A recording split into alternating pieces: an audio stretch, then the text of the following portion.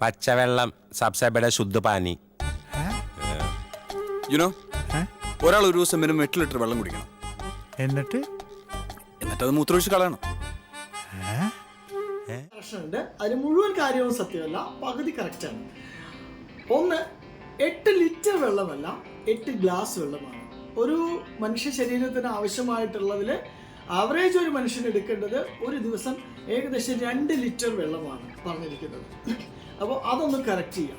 രണ്ടാമത് അതിനായിട്ട് പറഞ്ഞിട്ടുള്ളത് ധാരാളം വെള്ളം കുടിക്കുക, അത് മൂത്രമൊഴിച്ച് ഒഴിയുക എന്നുള്ളതാണ്. തമാശയ്ക്ക് അദ്ദേഹം പറഞ്ഞത് വളരെ സത്യമാണ്. എന്താണെന്നാൽ നമ്മുടെ ഇപ്പോഴത്തെ ഈ കാലാവസ്ഥയിൽ വളരെയധികം ചൂടുള്ള ഈ സമയത്ത് വണ്ടിക്കകത്ത് റേഡിയേറ്ററിൽ വെള്ളമില്ലാതെ ഓടുന്ന ഒരവസ്ഥയായിരിക്കും നമ്മൾ ആവശ്യത്തിന് വെള്ളം കുടിച്ചിട്ടില്ലെങ്കിൽ വരിക. കാരണം ഈ വെള്ളത്തിന് അങ്ങനെ ഒരു ദൗത്യം കൂടിയുണ്ട് നമ്മുടെ ശരീരത്തിലുള്ളതിന്. അപ്പോൾ ഇത് മുഴുവൻ സർക്കുലേറ്റ് ചെയ്ത് നമ്മുടെ ശരീരത്തിൻ്റെ എല്ലാ സ്ഥലങ്ങളിലും ഈക്വൽ ടെമ്പറേച്ചർ നിലനിർത്താൻ വേണ്ടിയിട്ടുള്ള ഒരു സംവിധാനം കൂടിയാണ് ആവശ്യത്തിന് വെള്ളം ഉണ്ടായിരിക്കുക.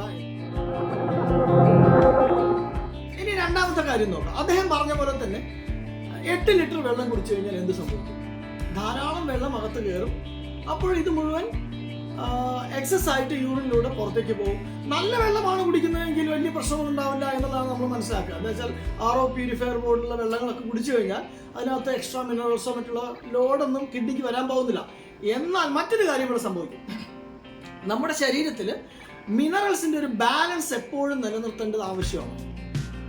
പ്രത്യേകിച്ച് സോഡിയത്തിന്റെ അളവ്. ഇത് നമ്മൾ ധാരാളം വെള്ളം കുടിച്ചു കഴിഞ്ഞാൽ ധാരാളം മൂത്രം വെട്ടൊഴിക്കല്ലേ. പോകുന്നതിനൊപ്പം തന്നെ നമ്മുടെ ശരീരത്തിൽ ബാലൻസ്ഡ് ആയിട്ട് നിൽക്കേണ്ട ആ സോഡിയത്തിന്റെ അളവും കുറയും. സോഡിയത്തിന്റെ അളവ് കുറഞ്ഞു കഴിഞ്ഞാൽ എക്സ്ട്രാ വെള്ളം കുടിക്കുമ്പോൾ സാധാരണ കൂടുതൽ നമ്മൾ സംഭവിക്കുക ഛർദിക്കും, അല്ലെങ്കിൽ തലചുറ്റൽ വരും. ഇതൊക്കെയാണ് സംഭവിക്കുക. അതായത് ചില കേസുകളിൽ പറഞ്ഞിട്ടുണ്ട് മരണം വരെ സംഭവിക്കാമെന്ന് പറയുന്നത് കേട്ടിട്ടുണ്ട്. ഇത് സംഭവിക്കുന്നത് കൊണ്ടാണ് ആവശ്യത്തിനുള്ള മിനറൽസ് നമ്മുടെ ശരീരത്തിൽ നിലനിൽക്കാത്ത ഒരവസ്ഥ ഉണ്ടാവുക എന്നുള്ളതാണ്. ഇനി കൃത്യമായ വെള്ളം എങ്ങനെ കുടിക്കണം എന്നുള്ളത് ഇൻഡിവിജ്വൽ പ്രിഫറൻസ് ആണ്. മാത്രമല്ല അത് ഒരു വ്യക്തിയുടെ ബോഡി വെയ്റ്റ്, അദ്ദേഹത്തിൻ്റെ ഏജ്, അദ്ദേഹം ജീവിക്കുന്ന ക്ലൈമറ്റ്, മാത്രമല്ല വർക്കിംഗ് നാച്ചർ. ചില റോഡ് പണിയിലൊക്കെ ഏർപ്പെടുന്ന വ്യക്തികൾക്ക് ധാരാളം വെള്ളം വേർത്ത് പോയിക്കൊണ്ടേയിരിക്കും. അപ്പോൾ അദ്ദേഹത്തിന് ഓഫീസിലിരുന്ന് AC-യിലൊക്കെ ഇരിക്കുന്ന ആളുകൾക്കുള്ള വെള്ളം മതിയാവില്ല. കാരണം അദ്ദേഹത്തിന് വെള്ളം പോയിക്കൊണ്ടേയിരിക്കുകയാണ്. അദ്ദേഹം കൂടുതൽ വെള്ളം കുടിക്കും. Difference between person to person requirement. ഒരു വ്യക്തി കുടിക്കുന്ന അത്രയും വെള്ളമല്ല മറ്റൊരു വ്യക്തി കുടിക്കേണ്ടത്. അദ്ദേഹത്തിന് വർക്കിംഗ് നാച്ചർ, ഫോർ എക്സാമ്പിൾ ധാരാളം എക്സസൈസ് ചെയ്യുന്ന ഒരാളാണ് വിചാരിക്കുക, രാവിലെയും വൈകിട്ടൊക്കെ എക്സസൈസ് ചെയ്യുന്നെങ്കിൽ അദ്ദേഹത്തിന്റെ ശരീരത്തിന് അല്ലാതെ തന്നെ വെള്ളം പോയിക്കൊണ്ടിരിക്കേണ്ടത്. മറ്റൊരു കാര്യം കൂടി ഇപ്പോൾ ശ്രദ്ധിക്കുക, നല്ല ചൂടുള്ള കാലാവസ്ഥയാണ് ഇപ്പോഴും. അതുകൊണ്ട് രാത്രി കിടന്നുറങ്ങുമ്പോൾ നമ്മൾ ഫാനൊക്കെ ഇട്ടിട്ടാണ് കിടന്നുറങ്ങുക. നമ്മൾ അറിയില്ല, ക്ഷീണിച്ച് നമ്മൾ തളർന്നുറങ്ങിയിട്ടുണ്ടാകും. കാരണം പകൽ മുഴുവൻ ഈ ചൂട് കൊണ്ടിട്ട്. അപ്പോൾ എന്താ സംഭവിക്കുക? ഇവിടെ വേർത്ത് ഈ വെള്ളം മുഴുവൻ ഫാനിൻ്റെ കാറ്റ് കൊണ്ട് പോയിക്കൊണ്ടിരിക്കുകയാണ്.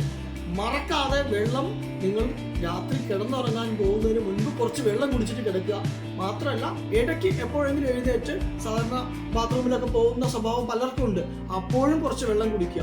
ഇതെല്ലാം പറയുന്നത് ഈ കാലാവസ്ഥയുടെ ഒരു പ്രത്യേക സാഹചര്യം കൊണ്ട്.